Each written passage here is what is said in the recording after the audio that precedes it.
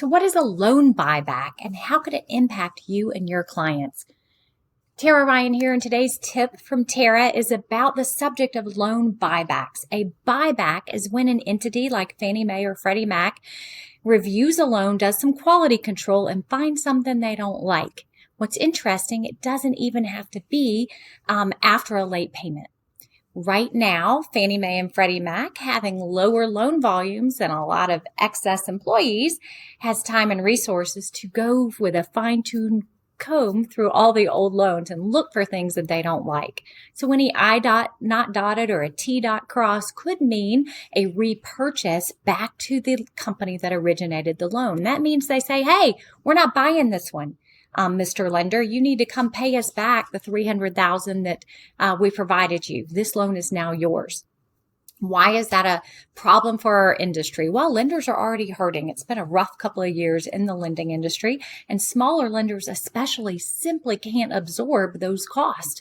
What happens to the loan? It ends up being sold on the scratch and dent market, meaning that you sell the loan to an entity that pays you less money, and that original lender ends up losing money on the deal. For a smaller lender who gets hit with too many buybacks at one time, they're done. They're out of business. So that is something that is happening in the industry right now. Buybacks are up 700% from normal.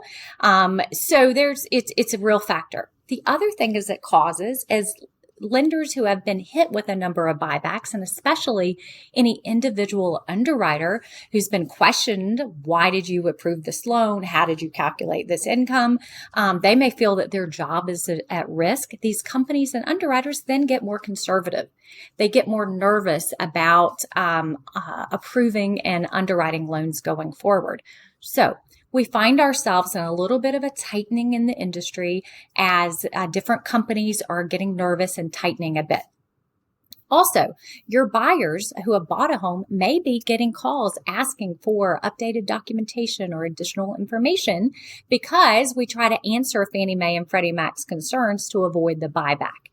This can happen up to 3 years after closing. So what do you need to know? Number one, if your buyer tells you, hey, the lender's asking me to send a pay stub or to provide a particular document and it's well after closing, that is normal and part of the process. So I would encourage you to encourage your buyer to answer the request and do the best they can to try to assist. Secondly, you may see that you are finding some lenders being more conservative. We here at Fairway have very limited overlays. We're a very large, well-capitalized company, and we believe that our job is to help you and your clients within those guidelines to close loans that make sense. So if you're running into tight underwriting elsewhere, give us a call. We are here to help and to help get your deals closed. I hope that gives you a little more insight into what's happening in the lending world and how it impacts your clients. And please put a note in the comments below if you've had any experiences with buybacks. We'd love to hear.